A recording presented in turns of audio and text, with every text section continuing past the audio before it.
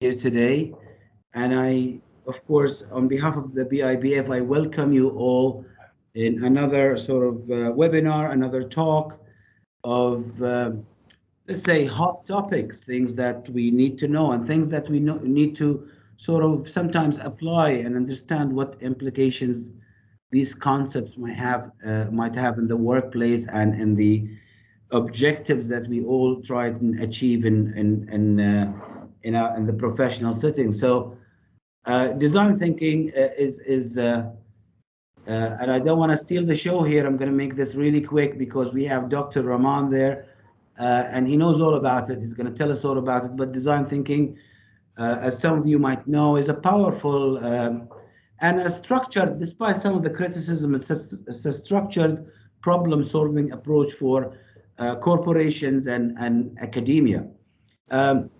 It has received such endorsements from very top-level academic institutes such as the Harvard Business School, who specifically identified design thinking as a core competency of leaders. So today we're going to have with us Professor Marley Rahman.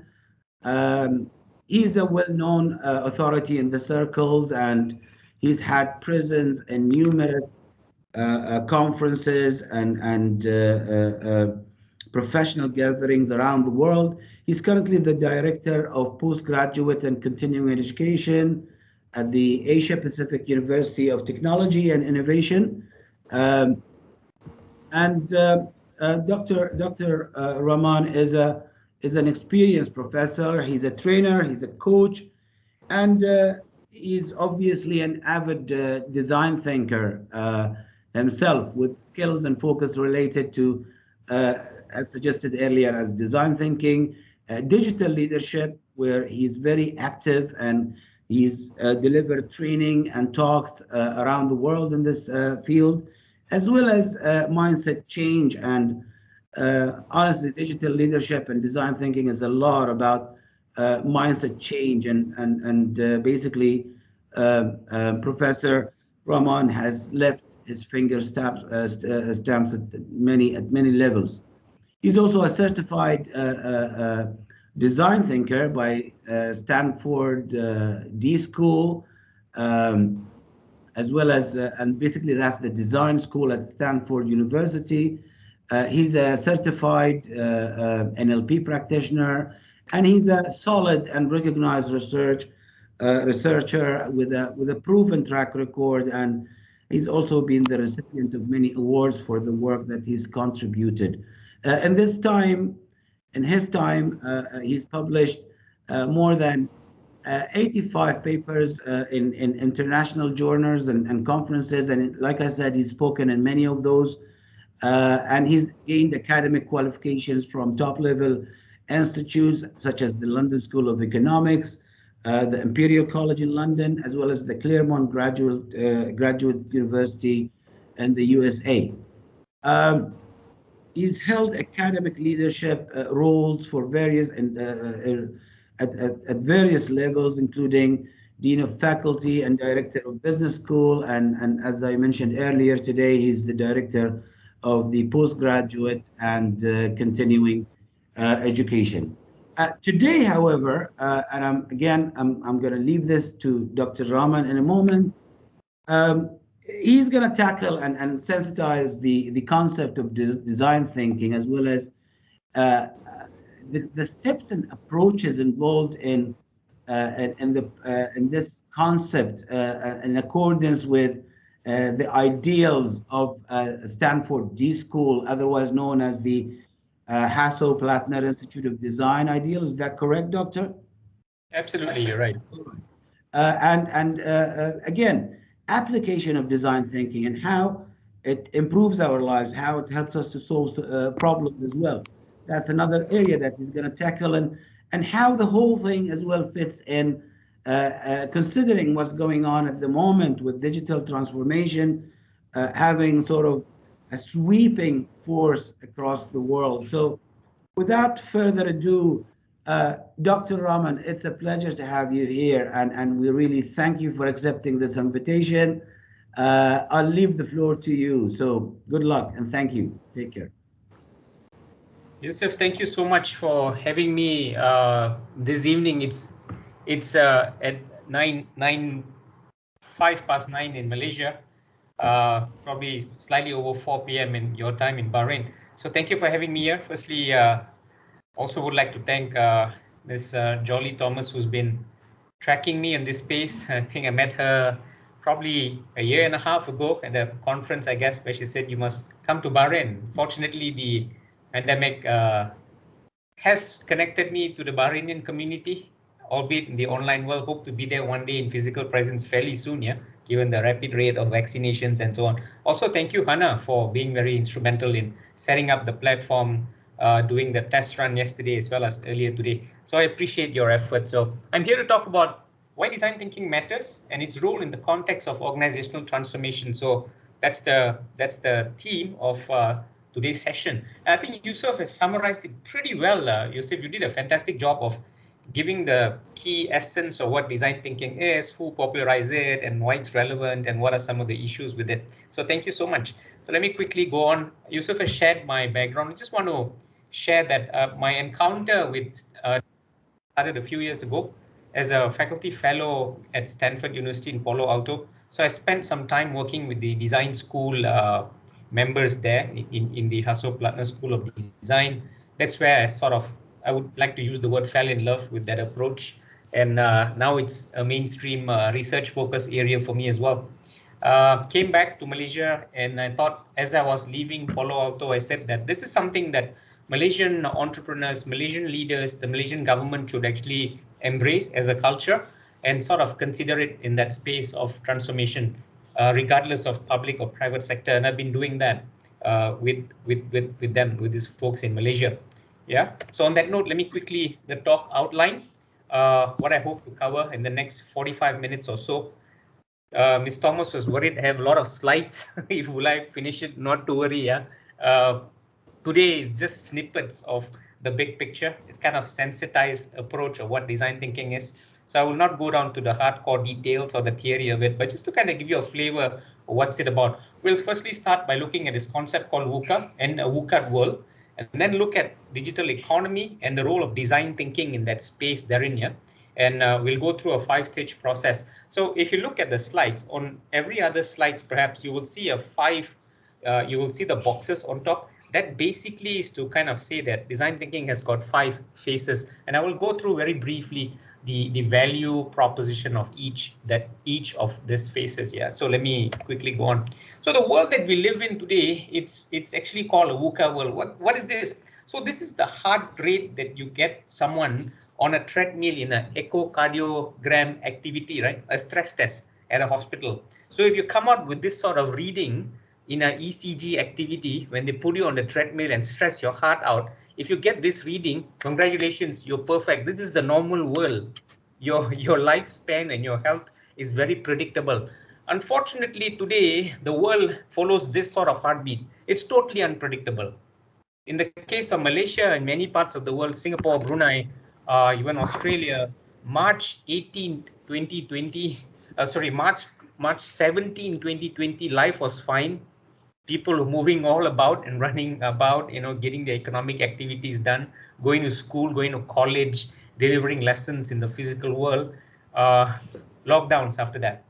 And suddenly the world has changed for many of us across the world. In Malaysia alone, more than 157,000 job losses in the first 6 months of the pandemic last year. So we are living in this VUCA world. What does VUCA mean? VUCA is volatility, extreme, unprecedented changes. Unlike before, the world was very predictable, and the volatility causes uncertainty, which causes multiple complex decisions to be made that are intertwined with the socio-economic, geopolitical conditions, ecological evolutions as well. So it makes the whole environment very fuzzy and ambiguous for leaders. For people like you and me, it's not easy anymore to sort of say what the future is going to be like in the next 4 to 5 months, the next 6 months.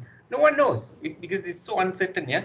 And what are some of the key forces that's adding to the VUCA level of decision making And this whole VUCA approach of the economy as we speak, like in the case of Malaysia and many other countries that are part of the global supply chain, trade war between US and China. So when these two people go to war, and these two nations are not at a war in total sense, but trade war, it sort of impacts the global supply chain. And Malaysia being one of the largest trading partner, very key trading partner for both sides of the equation, it kind of puts pressures on our SMEs, on our micro entrepreneurs, on our bigger entrepreneurs, and even on the companies that are on a larger scale. Yeah? So this is one factor.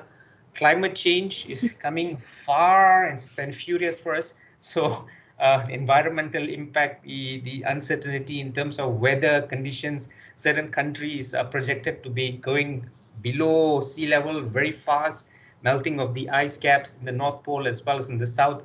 So causes fundamental shifts in terms of strategic decision making, also from a carbon footprint management for many companies, yeah, airlines, data centers, computing facilities across the globe. So these are some of the pressures that has caused the world to become a lot more VUCA.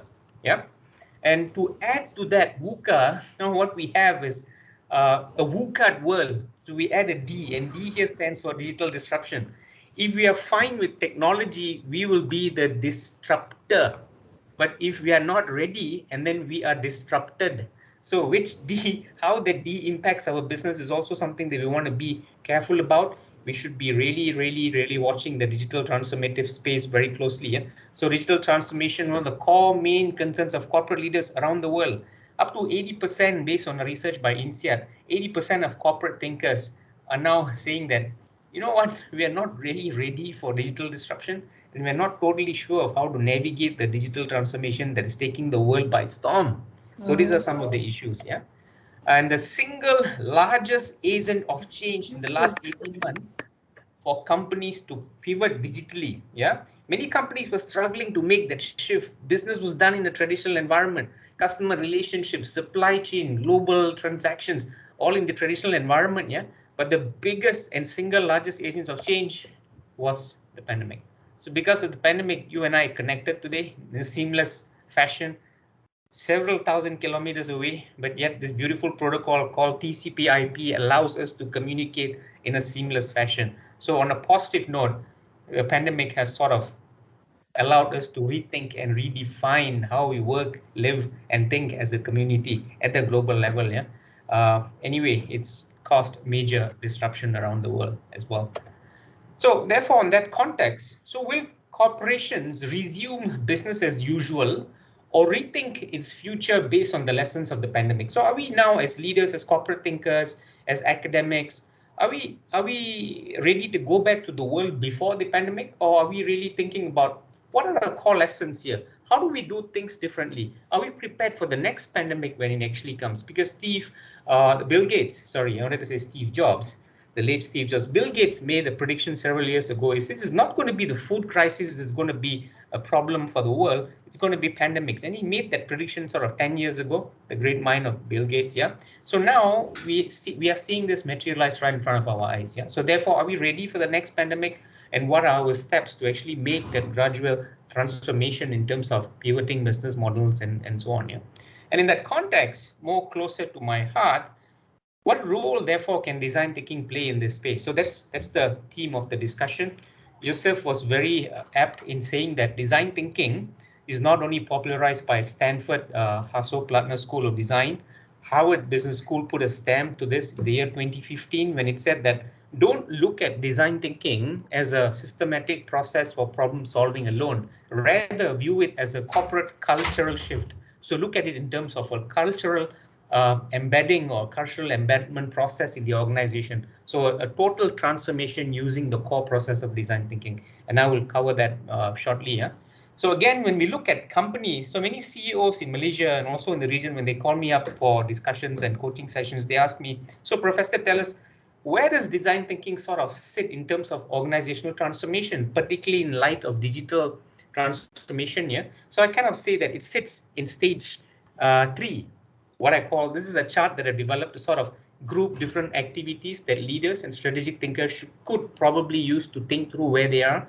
First is asking ourselves, how mature are we as an organization in terms of digital maturity from a strategy perspective, from a process perspective, from a people talent perspective, more importantly, from a cultural perspective, the mindset perspective, right? Are we digitally doing good? And there are many tools out there to have that assessment done for us, even for free of charge. All you need to do is go down to Google, just type digital maturity assessment surveys. You can put in the data and it tells you where you are. What are your strengths? What are your weaknesses in relation to the transformative agenda if you're looking at digital transformation? So from we know, we tell what we want to do. We tell the people this is where we stand in terms of our strength, our weaknesses in terms of transformation, and this is where we want to go. And then we look at design thinking to get into the solution mode. Yeah. So having hackathons, UI UX interfaces for certain transformation that requires digital platforms, for example, based on my experience. So a lot of activity goes out in that stage 3 or phase 3, looking at design thinking as a kernel, as an anchor to sort of launch certain projects, pilot projects for the organization. And of course, stage 4 is the journey reassessment. So just to give you a snapshot of where this transformation is in a single chart. It looks simple, but of course each activity has its steps and priorities and so on. But just to give you a very quick sort of 30-second, where does design thinking fit in the whole context of organizational transformation? Even if you remove the word digital, it still applies based on the context of the industry or the organization that we are in. Yeah. So again, how much time and effort one puts on each phase is a function of the organizational size and appetite for change. And that's where change management also would actually play a major role in this process.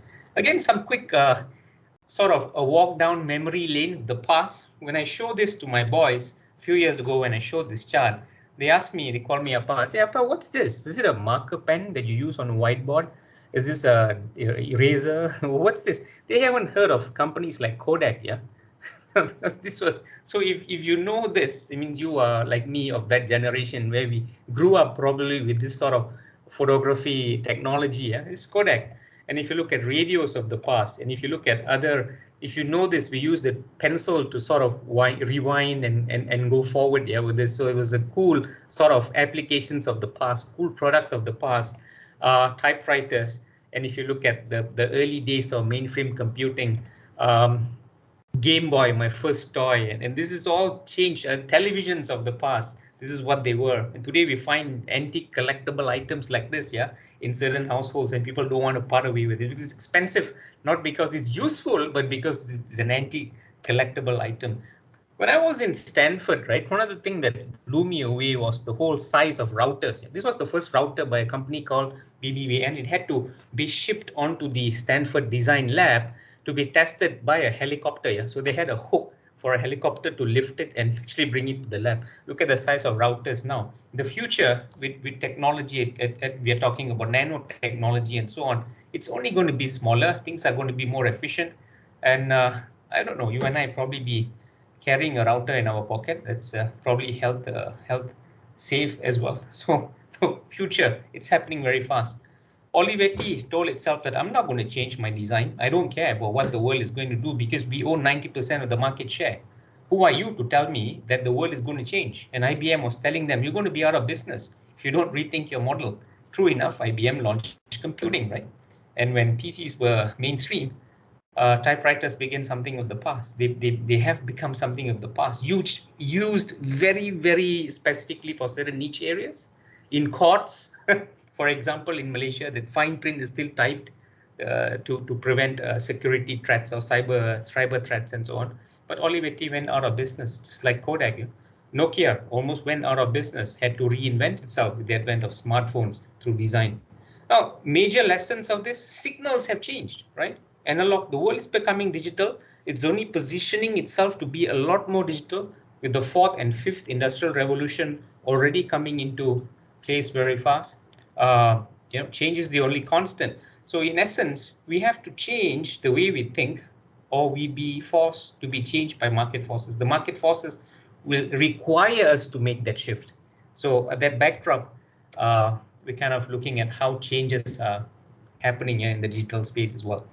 This is Mona Lisa. She was valued at a cool 860 million post inflation adjustment in the year 2020, and she sits very comfortably in the Louvre in France, as we know. And this is a non-fungible token by an artist called Beeple, just to kind of contrast the traditional art versus modern art using blockchain and looking at fintech and looking at non-fungible tokens. An artist produces this 5,000 days images of 5 images that he collected over 5,000 days, beginning the year 2007, and by the time it hit 2020 with that 5,000 images, this NFT was valued at 65 million. Yeah? So again, it is said that there are more desktops that require paintings in the form of NFTs than museums that require traditional art. So let's think about that. Again, from a banking perspective, the role of traditional money versus crypto, and the Chinese Federal State Bank, I was in a conversation with Citigroup recently. The value of cryptocurrency trading around the world has surpassed 1.5 trillion mark, with CBDI. So the Chinese bank has actually, the Chinese state bank has actually gone into crypto trading as well, cryptocurrency as well. And America is thinking of moving it into a big way. So when China and America move in that direction, then others will be forced to think, where are we in this space? Yeah. So this has surpassed the $1 trillion mark. So given the pandemic and given the VUCA and the VUCA environment at that backdrop, we really need to pivot our models and embrace the digital transformative agenda to prevent us from going through the codification process. What does codification process mean? I'm outdated. So how do we upskill, reskill talent? How do we upskill, reskill ourselves as corporate leaders, academics, as thinkers, as thought leaders? Yeah. And also how in that process are we helping companies to actually come up that curve and say, look, we are actually ready to embrace this new form of economy, a new form of thinking.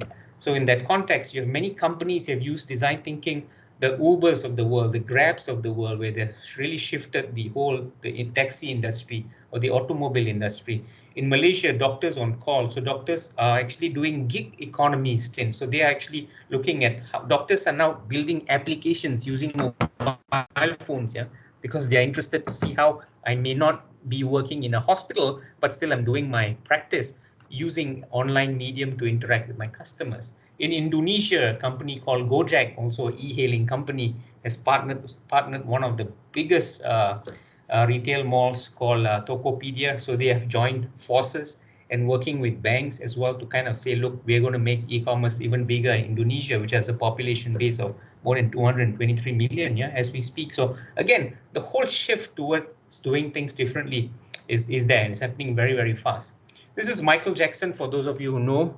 The year 1983, he won 9 Grammy Awards, but took him close to 4 years before he sold 1 million records. About 4 years before he hit mainstream record sales, because he was popular, but by the time the production and so on, it took about 4 years.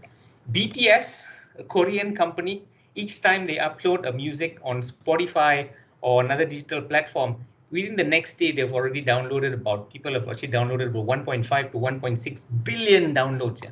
So that's again tells you that, you know, chefs of the past, and this is like people who are commenting on chefs, commenting on the food channels on YouTube, the YouTubers of the world, all using different platforms, different media, so digital platform, which has enabled greater reach and market access. And then TikTok is also such an example in addition to YouTube.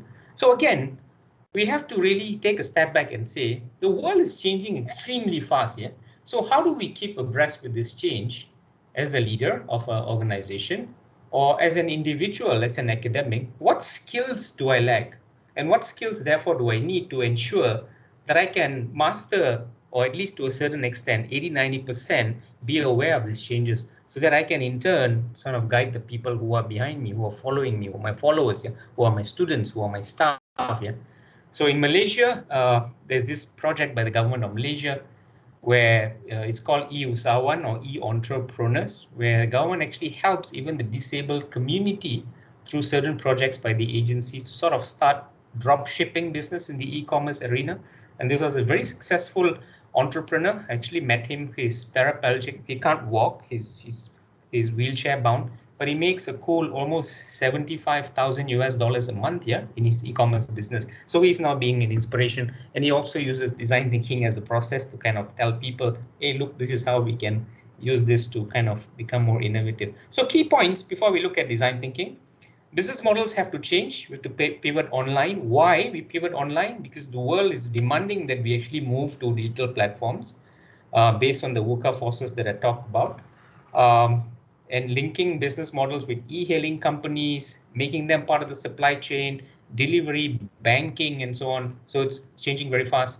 Improving business efficiency, venturing into new opportunities, getting into greater collaboration across boundaries, and using design thinking as a tool for cultural transformation to create that innovative spark in an organization. So in that context, given that backdrop, as design thinking plays a vital role in the organizational transformation journey at phase 3 that I talked to you about, let's look at some of its essentials. Yeah. So sort of a 30-second definition of what design thinking is: a user-centric and collaborative approach to foster innovative solutions for a given problem. What does that mean? Mouthful definition, but basically what it means is when you're doing, when we are problem solving, we really have to keep the customers in mind. Sounds like old wine in new bottle. We have always thought about customers, but guess what? When I do coaching session for leaders, most of the time design work is done not giving consideration to the market and the people that we're designing the solution for. Yeah, it's very simple, but we forget. Over time, we have forgotten that. So what design thinking says, at the first step, let's be user-centric. Who has the problem? Who are we designing for? Let's get to know them better. Are we designing a particular product or a particular solution that actually is meaningful to the people who need them, and they have a challenge, therefore, we are trying to address and fulfill. And it's done in a collaborative manner. So it's not just about technology people, it's not only about strategy people or marketing, but we bring them in a design workshop, which is normally runs over 2 or 3 days that I run in a collaborative fashion. People from diverse backgrounds, they look at a problem, a same problem is looked at and dissected by different divisions in a company, and they work towards a common goal. Yeah. So it's a 5-stage process, starting with empathy, moving on to define, ideation, prototype, and test. Just give you snippets of each. The first stage is called empathy or empathize. And it's a very simple English word. When we say I empathize with you, it means I care about you. So it's a capacity to understand or feel what another person is experiencing from their frame of reference.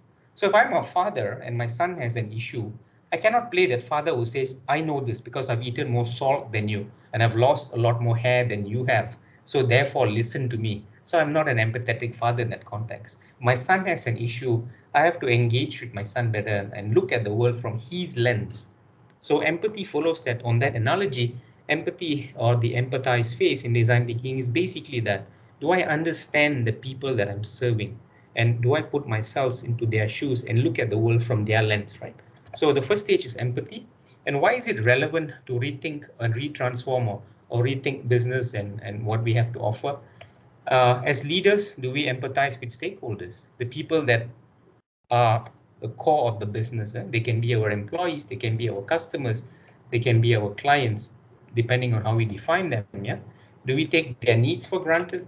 Do we listen to them? They're giving us feedback. This is a case of a company in Malaysia that went into market without doing proper market design and market research. And they launched a product in the multi-purpose vehicle class, MPV class, and it failed because it looked like the refrigerator on wheels. People didn't buy the product. So that division went bankrupt very, very fast, albeit the company still survived because of other successful models. So in essence, empathy is to prevent failure of going to the market without understanding the problem that people actually face. And that's the whole purpose of the first stage and the most important stage in design thinking, in my view, at least. Yeah. Will Smith, some of you may know, a very famous Bollywood, not Bollywood, sorry, Hollywood actor. Bollywood would be Shah Rukh Khan. Will Smith, the best way to play a role is to immerse yourself in that role. I like his quote because, again, it resonates with design thinking and the work that I do. So when he plays the role of a doctor, he spends 6 months in a hospital. If he's designated to play the role of a homeless person, he spends 6 months in the street. And when you ask him why, he says, only when I spend time with these people and I take time off for my busy schedule, I play the role well because I immerse myself in that role. So on that same note, if you look at companies like Axel Springer, when they did their transformative journey, the entire C-suite, right, except the CEO, were asked to take an economy flight, go down to Silicon Valley. This was a print company in Germany, a traditional print, learn design thinking, spend time in a motel, not hotels. These are C-level, chief marketing, chief finance, just to understand how startup companies and people who don't have money work day and night. And they came back and they really transformed the entire German company. It's a very big company. They're very successful today.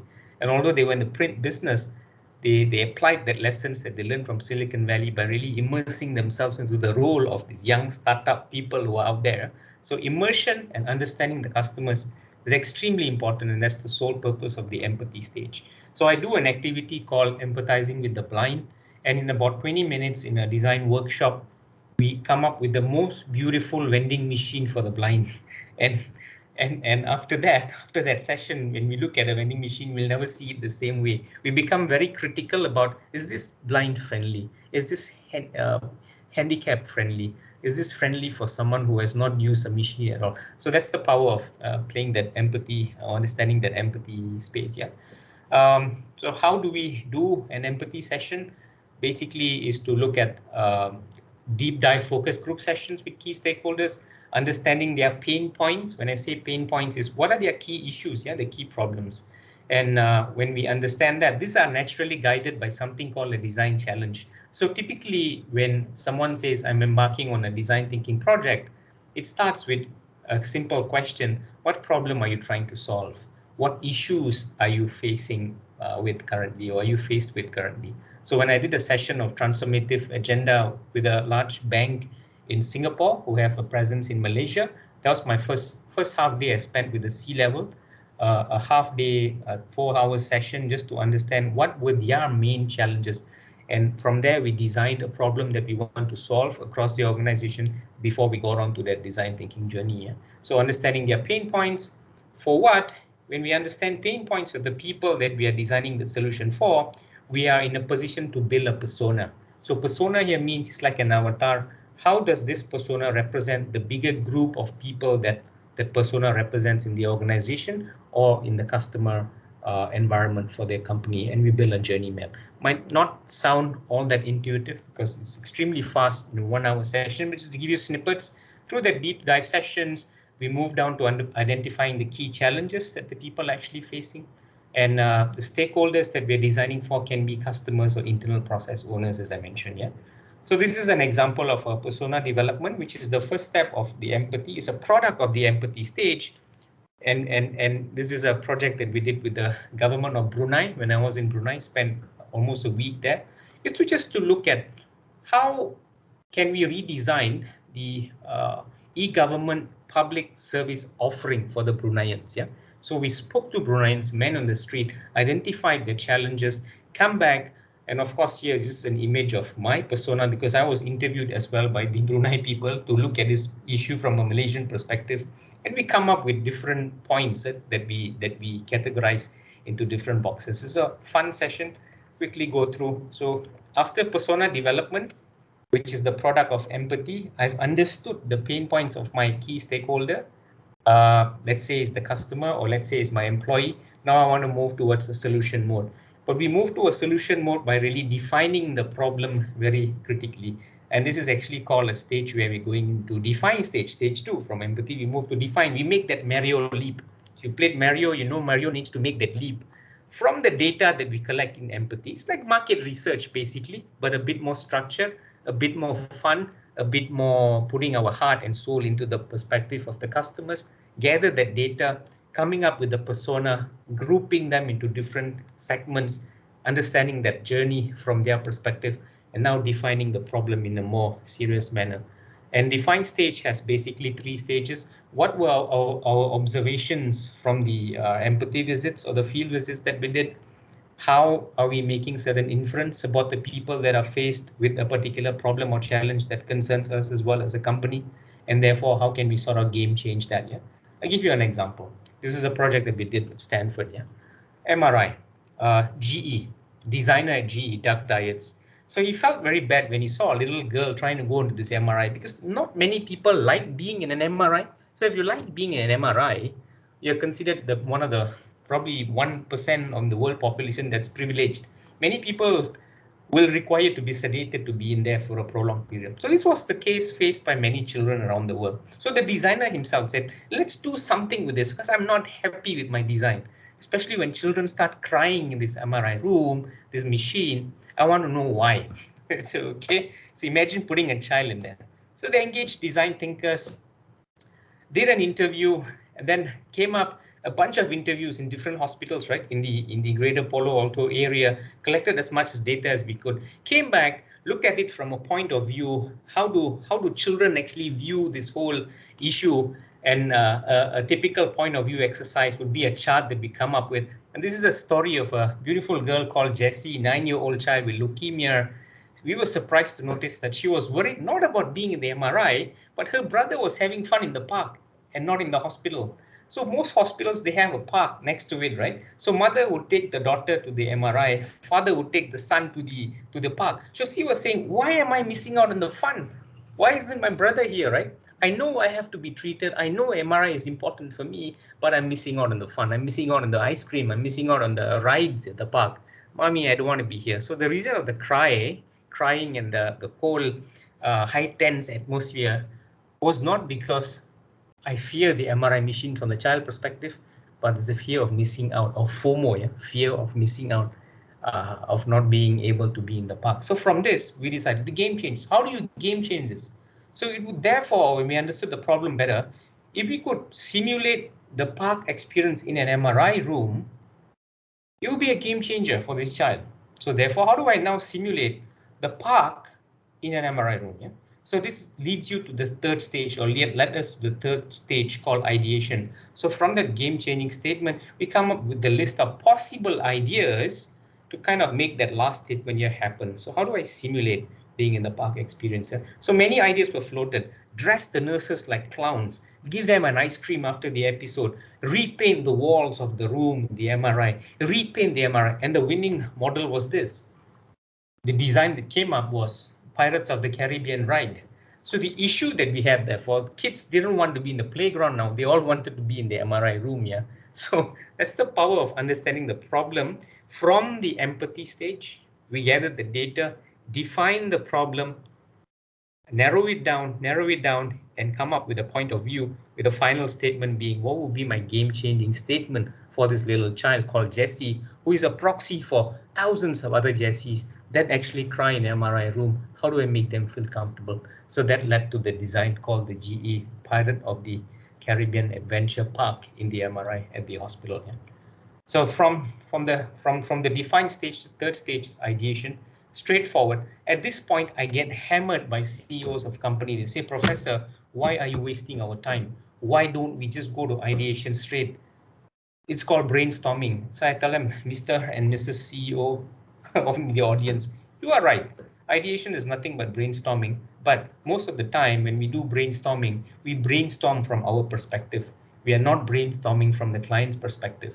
And which is why design thinking is quite powerful in that sense. Assuming I have the data collected from the clients that are having the pain point, that are having the challenges, guided by the design challenge, guided by the solutions that they're looking for, then ideation makes sense. But if we are ideating from our own perspective, we think this is good, we think this product is good, we think this solution is good, and when we launch it, it fails miserably. Then we got to give ourselves a tight slap on the faces. Where did I go wrong? Why did? Turns out we didn't consult the people that are most important in this, final user of the product or the service. Yeah. So that's why it's different. So I tell the CEOs, yeah, I agree with you. You may not need design thinking if you have done what I required you guys to do earlier in the first two stages. So the third stage is ideation. So ideation is not brainstorming solely, it's more than brainstorming. It evolves based on the change statements that we have developed. When I say change statements, from looking at the issue in the lens of the people that require solution, yeah, and that is driven from empathy and deeper understanding of an issue from their perspective. And again, in the context of digital transformation, when we do ideation, is a cultural shift. People may have an idea, but they may not be in leadership position. So we kind of train leadership and senior leadership. Say, look, making decisions is not about you only. Think about post-it notes that were invented. It was not invented by the CEO of 3M. It was invented by chance by somebody who was doing design work at the floor, yeah, at the floor. So getting them involved in decision making across the board, everyone looking at the problem in a concerted effort beyond seniority level, vital to ensure that we observe and we obtain diverse viewpoints. That's the power of ideation in design thinking, to essentially spark that innovative culture. Yeah. And when we look at ideation, that usually in a high-powered design class, we will have many ideas, sometimes even 50, 60, 70, 80 ideas that are viable proposition given the challenge, given the issues that we have captured. When we go through something called a QBD route, meaning to say, how do we rank these ideas? Quick wins, breakthroughs, delightful ideas. Breakthroughs are ideas the likes of Google. Yeah. And again, here, when I had the rare opportunity of meeting Astro Teller in Palo Alto, when he's the head of Google X. So he said, like, they use this whole idea of we thrive on failure. We look for breakthrough ideas. We don't believe that there's a bad idea, but the ideas either survive the test or otherwise. And they're looking for breakthroughs. That means ideas that others haven't thought about. So in essence, the purpose of design thinking is to allow that room for maneuvering within the environment, within the company. Let's try different ideas. Let's put forward. It might seem very silly at moments, but that might be the winning idea in the end. So here, that whole cultural shift is from saying, no, don't mess around, follow the SOPs that we have, to a culture that, look, let's try this. Even if we fail in-house. The investment is very little. And that's what the likes of the Googles of the world, the Apples of the world, the Amazons of the world, they look at that. And they go for the breakthrough ideas by allowing people to embrace that culture of change, allowing people to embrace that culture of innovation, trying, giving them certain time to co-create, even with their customers. In Thailand, when I was there, talking to a bank, a leading bank, they invite customers in their design center, in their innovation center, 24/7, they are open, of course, pre-pandemic days, yeah. So they allow customers to give feedback. What does this app need to have? Why is it an issue now? Why am I not used? So they give that feedback, and that constant iteration between the company and their clients goes through in a design fashion. So the fourth stage, from empathy, we get to know pain points of our clients that we're designing a solution for. We're breaking it down into a problem solution sort of mode in define, understanding it better. From the game-changing sort of statement at the end of the viewpoint of the customer, we're moving into ideation. From the ideation, the 50, 60, 70, even sometimes 100 over ideas, how do I narrow it down to one prototype that I want to pick? That's called prototyping.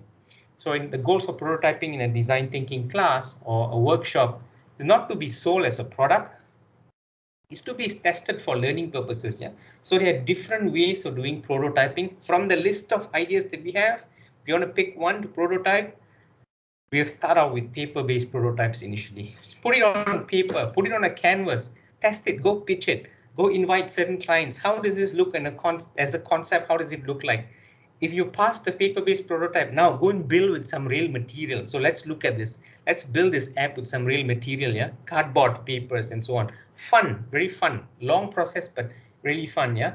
And then we kind of simulate it, test it again. If it makes sense, now go for the real thing. Or let's invest into hardcore technology and really make this work, yeah? If it's a technology intervention. And again, we try to build an experiential prototype that can be used rather than a sales mock-up. It's not for sales. So again, the technique that's introduced here, the D School follows a technique called scenes, roles, and props. So basically, we play out the scene. So this is a case where this is JetBlue, as you can see, a company, an airline company, designing their process flow for improving customer service when you are actually on board. So these are staff, the employees that actually came in, and they use props, yeah. So as part of the bringing up a solution, they use props, whatever material they can find in a classroom, in a workshop. Let's play it out in an aircraft. They act it out. So that's why the role there comes in. So scene, role, and prop is really immersing yourself in the perspective of the clients, positioning the solution so people understand, people get it. The audience listening to it understand what are you trying to solve. Yeah. So this is just a snapshot of some pictures. Again, the Pirates of the Caribbean, right? So these are doctors, nurses, some of them played patient as well, just to see if it made sense and was there a feel-good factor before you bring in the actual children. Yeah. So, and the last stage, which we are coming towards 10, from empathy, understanding the pain points of the customers, moving on to define, making that Mario leap, meaning to say, looking at the problem in the view of the customer in a more critical manner. Purpose is to come up with that game-changing statement. from that game-changing statement, coming up with a list of ideas to make that statement alive. From a bunch of ideas that we have, how do I pick one or two ideas to be prototype, and I test it? What is tested? Testing actually is basically a validation process, and there are different ways of doing validation. It can be a quick 30-second pitch, 3-minute pitch, or a much more structured presentation in class, in session, sometimes even inviting venture capitalists to see if the idea is actually something that's doable, and inviting customers to come in and say, does this idea make sense, using that scene, role, and prop. So fun-filled activity in that sense, yeah. So basically testing is a stage where people rate our ideas, and we use storytelling to pitch the idea using scene, roles, and prop, yeah, because storytelling is very powerful. Several rounds of internal validation before new products and services are rolled out, and we test with key stakeholders. It can be our customers or the people that require that solution, yeah. So some examples in the last 5 minutes before we open for Q&A. Some of the examples of successful design thinking transformative projects and lessons to pivot our models or being more critical of things are as follows. In the banking sector, there are 3 examples. USAA, they unveil their 120-person design studio in Austin to focus on improving digital experience among customers and employees. So they use design thinking for customer and employee experience purposes.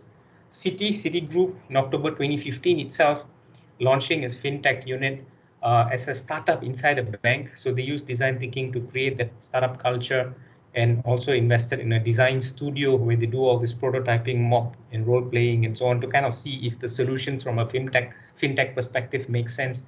BBVA, one of the biggest banking group in Spain, more than 1,000 staff have been trained to spread the good design practice throughout the organization. Yeah, this is all just taken from sourced articles, yeah, on the web. So these are some examples in the banking. Digibank in Singapore, and they launch, or DBS Bank in Singapore, launch a subsidiary company called Digibank, allows you to download an app for a savings account and open your savings account in 90 seconds. Yeah. And guess what? They use the design thinking approach to sort of bring in student interns to help them with the design process of co-creation. And because students are actually the future customers of the bank, so they're starting them young in the organization as the customers by co-creating an app. Yeah. So again, examples of the banking. This is a project that I did with a bank in Malaysia called UOB. They're also from Singapore. So we started off with the C-level to sort of identify the key top 3 or top 4 challenges that the group was actually facing through a half-day session. So from there, we worked through the 2nd level of leadership, 3rd level of leadership, all the way down to the branch banking employees, looking at design process, yeah, and coming up with wonderful solutions. And it all, at the end of the 6 months project, it culminated towards a winning 5 projects that were 5 prototypes that were identified as part of the strategic mission for the coming year, and that was actually launched. Yeah. So just to give you a drill of what some of the projects that I worked on as well. Airbnb, if you heard, they look at design thinking as their company DNA, as part of their cultural transformation process.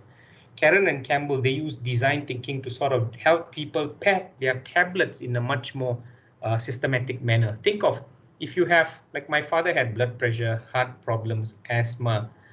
He used to take supplements. When he went for a holiday, even from Kuala Lumpur to another state in Malaysia, he wouldn't know how to pack his tablets. So that was an issue, and that's an issue faced by many people who have ailments. Yeah.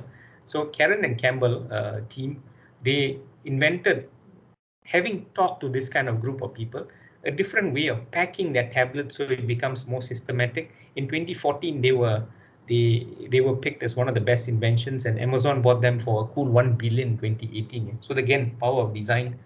Not only for commercial purposes, in Ghana, it's a clean team project that you looked at design thinking to help build toilets. You'll be wondering, why do you need design thinking to build toilets?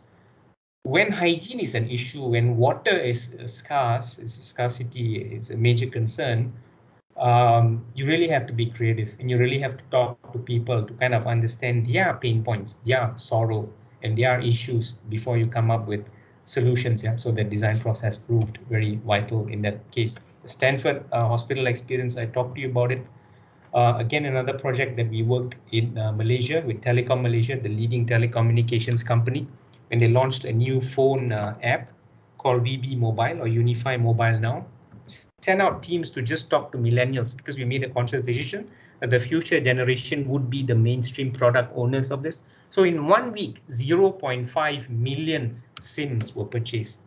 0.5, 500,000 SIMs gone in 1 week. In the first 2 weeks, multiple app downloads, more than 2 million app downloads. Yeah. So this is the story of Telecom Malaysia and how they actually used it, the design process. Another project that I worked on with the government of Malaysia is to help teachers through design thinking. So really looking at teachers throughout the country, bringing them over to Kuala Lumpur, the capital, for a 3-day, 2-night summit to look at how you teach more innovatively using the design process. And each one of this we break down. So how do you do empathy with students? So how you can actually introduce ideation as part of the design process in your classroom? So it's just to reignite that teaching shouldn't be boring and learning can be fun also, the whole teaching and learning process using the design philosophy, and they kind of loved it. Yeah. I've written a bunch of papers on this. So one of, I think 3 or 4 of my publications is in Leadernomics. I just put it down there. I will also share it with BIBF, some of my papers. So feel free to download them or get it from the organizers. You have no issue. Again, when we approach digital transformation, remember there is a role for design thinking to play. It is proving to be very vital, as Yusuf also pointed out, from a competency perspective. And therefore, there are certain myths that we can actually bust here. Myth 1, it's a quick fix. It's not a quick fix. Seems like a quick fix. Once I use design thinking, I can solve all problems. No, doesn't work that way. I've worked on many projects as well. Apart from successful companies that have used design thinking, some fail miserably because they will have very good ideas. And when that ideas or the prototypes goes all the way to the top, the senior leadership team says, sorry, let's follow our existing processes. We're not ready for this. So therefore, and again, design thinking, another myth, is nothing but a problem-solving tool. Old wine, same bottle. To a certain extent, it's true, but it's not. It looks at it in a much more systematic manner. Again, starting with empathy, understanding the pain points of the customers. Many companies, even is the most basic step and the most wise step that we should be doing. We don't do that, and we go straight into brainstorming or ideation mode, yeah, which is not right. So in essence, if I were to sum, we need to approach design thinking as a part of cultural transformation, as a form of cultural transformation, creating the whole attitude of empathizing with the internal and external stakeholders, having a heart and ears that actually listen. Not the ear listens, but we should listen from the heart and say, look, I think I understand what your issues are. And let's together co-create certain solutions for the organization that makes meaningful sense, either from a business perspective or from any other perspective. So I guess on that note, stay safe, remain positive. This pandemic too shall end, hopefully, and hope to see all of you soon in the real world. Thank you very much. Thank you very much for that. Jolie? Thank you for that really insightful session, Professor Murali. Thank you.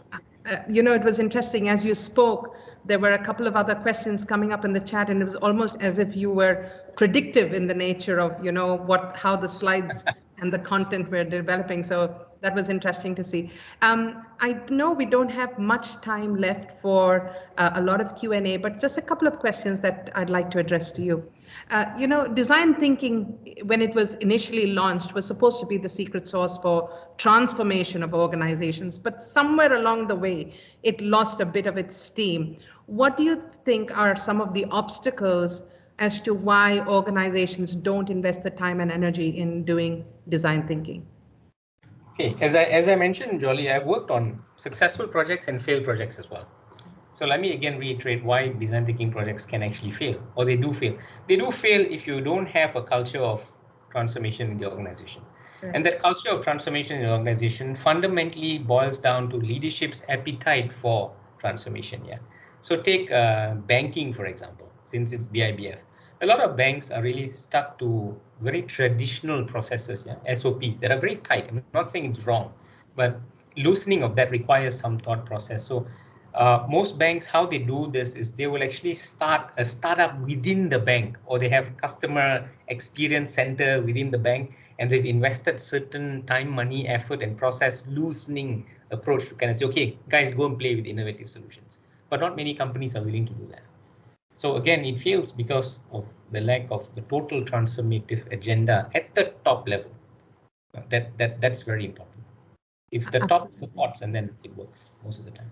Yeah, and I think this was reflected in what Vignesh mentioned in the chat. He said, if I talk about empathizing with users, you know, on one hand, this is we understand the relevance of this, but on the other hand, CEOs are talking about time and budget and other constraints. So taking on from that, what do you feel individuals within the organization or teams within the organization can do in order to bring in buy-in for this critical phase of empathizing, you know, as part of the design thinking process? What can we do? So I think we could look at it as either a formal or informal project. So the way I kind of promote this is, if your management is telling you, no, there's no time, no money, no effort, no budget, whatever else, at our project level, yeah, so meaning to say within our span of control, that locus of control that we have, the 5-10 people that report to you, I would say look for an informal design thinking project in terms of coming up with the solutions for the organization, right? That doesn't cost you much money, but it's just the paradigm shift of, so if I'm a project manager or project leader, and all this while I'm just telling people that get this done, do it this way, this is what top management wants, chances are they're going to get it done, but there's no feel for it. You haven't actually consulted. So I would say go through that process at our level and get people involved, get them to talk to people that are impacted by that change, and then look at solutions that way. So again, it doesn't have to be a major investment in that sense, but it's just a paradigm shift of how we look at issues. Yes, I've even promoted the idea of, you know, probably breaking down each part of the 5-stage process and how you can actually use it for a particular aspect of a project in an organization. So if you can do that, and it's still fine. Yeah. Yes, as I mentioned, it's not a quick fix. It never be a quick fix. Yeah. And so we're speaking about the change in mindset and a cultural change within organizations. One of the topics that you quickly touched on was the aspect of, you know, the willingness to fail or permission to fail within organizations, right? How can we build about this kind of a culture, especially because, you know, in the banking and finance industry, there's so much compliance, so many legalities, you know, that we need to be mindful of. How can such organizations build a greater culture of acceptance around this concept of failing fast? Because we know that that's critical to successful innovation, right? Sure. So what I've done now, what I'm doing now is I realize that if you stop with design thinking, then you might hit the wall and say, look, you haven't done risk assessment. So I move on. Now I'm running programs that's called Design Thinking Plus Plus. What is the plus plus? The plus plus stands in the form of risk management programs, business model canvassing. So when you look at a business model canvas, let's say you have a prototype that you want to build, and that prototype can be, let's say, as simple as an app to transform a particular process, right? So from that app, now we're running through the whole canvas and looking at what are the risk elements here? What's the cost factor? What's the return on investment sort of calculation here? What are the SOPs that we have to consider? Then you go back to the drawing board and say how we can still within the SOPs that we have, how we can do this. So some companies invest a bit more time in doing that, and that really pays off as well. So you're absolutely right in saying that sometimes due to processes, due to SOPs, due to budget constraints, might not actually work. But companies that are willing to say, let's try, come on, not just let's look at the prototype and then go the next level of doing risk assessment. Let's see how much appetite we have to change it and it works. I mean, DBS Bank is a classic, right? They didn't launch the app in Singapore. They launched it in India. Why India? Monetary Authority of Singapore was really hard and said, no, we are not ready for facial recognition as a form of identification in the banking sector, cyber threat and so on. But Indian government is saying, fine, we are okay with this. So therefore, the whole shift now is if I can't do it in Singapore, where else can I do this? Can I do it in Bahrain? Can I do it in Middle East, for example? So there might be a market there for it. So when that works, then they move to Indonesia now.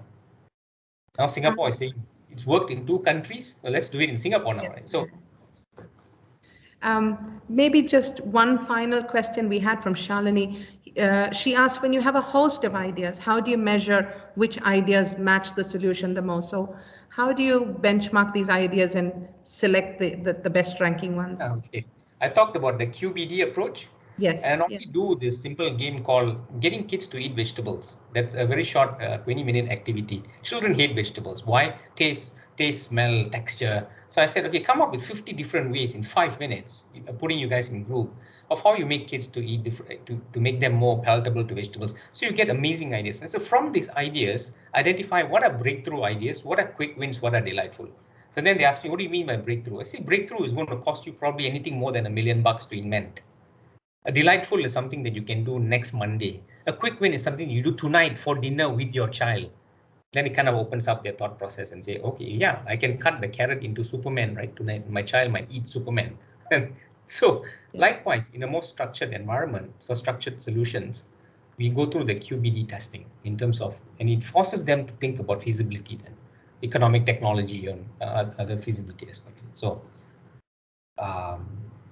we need to look at that. Yeah, Shalini said, thank you, Shalini.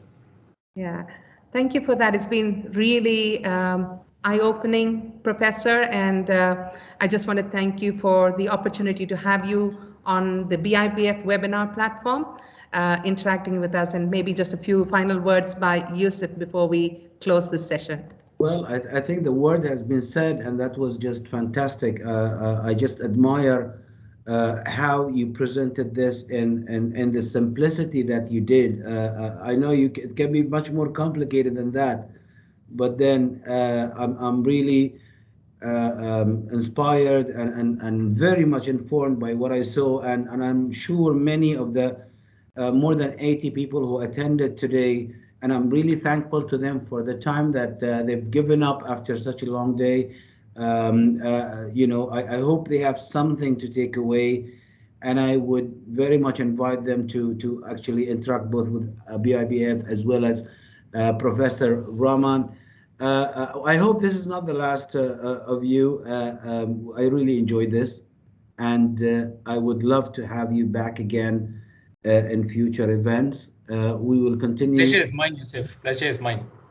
Fantastic. Anytime So another great topic, I think, today, and a great presentation by yourself.